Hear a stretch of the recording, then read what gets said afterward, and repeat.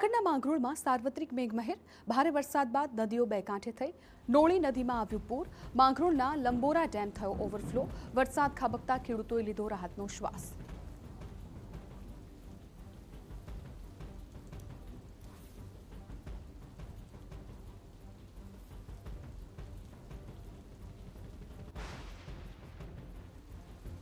તો આ દ્રશ્યો છે માંગરોળના કે જ્યાં સાર્વત્રિક મેઘમહેર જોવા મળી છે. આપ જુઓ, પાણીના ધસમસતા પ્રવાહમાં કોઝવે પર પાણી ભરાઈ ગયું અને જેને કારણે આ વાહન ચાલક ત્યાં અટવાઈ ગયા હતા.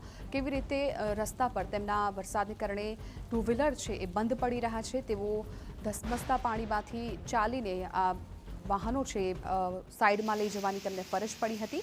માંગરોળમાં સાર્વત્રિક વરસાદ પડ્યો છે, પરંતુ આ વરસાદને કારણે નદી નાળા છલકાઈ ગયા છે, જીવંત બન્યા છે અનેક ધોધ, અને જેને કારણે આ વરસાદને કારણે ખેડૂતો પણ ખુશ થઈ ગયા છે, કેમ કે લંબોરા ડેમ છે ઓવરફ્લો થયો છે, નવા નીર આવ્યા છે અને ગરમીમાંથી પણ લોકોને રાહત મળી છે.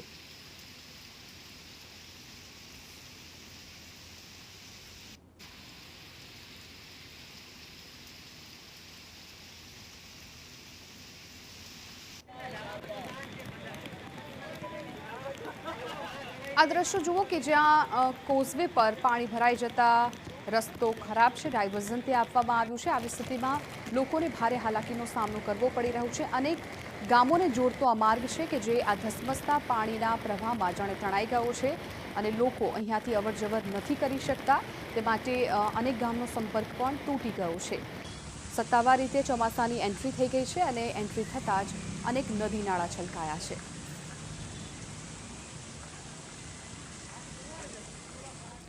તો કેશોદમાં સતત બીજા દિવસે ધોધમાર વરસાદ છે. કેશોદ પંથકમાં ભારે વરસાદથી નદી નાળા છલકાયા.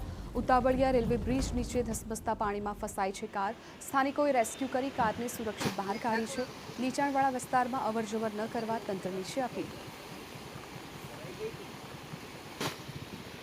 તો અહીંયા જુઓ આ દ્રશ્યો જૂનાગઢના જ કેશોદમાંથી આ દ્રશ્યો સામે આવ્યા છે કે જ્યાં ધસમસતા પાણીના પ્રવાહમાં એક કાર ફસાઈ ગઈ હતી. ભારે જહેમત બાદ એ કારને કાઢવાના લોકોએ પ્રયત્ન કર્યા હતા. સ્થાનિકોએ કારને સુરક્ષિત રીતે હાલ તો બહાર કાઢી લીધી છે, પરંતુ પાણીનો પ્રવાહ એટલો તીવ્ર છે કે ત્યાંથી પસાર થવું પણ હવે મુશ્કેલ બની ગયું છે. ખાસ તો જે નીચાણવાળા વિસ્તારો છે ત્યાં પાણી ભરાઈ જતા લોકોને ભારે હાલાકીનો સામનો કરવો પડી રહ્યો છે. એટલે શરૂઆતી વરસાદમાં ચોમાસામાં જ લોકોને હાલાકીનો સામનો કરવો પડ્યો.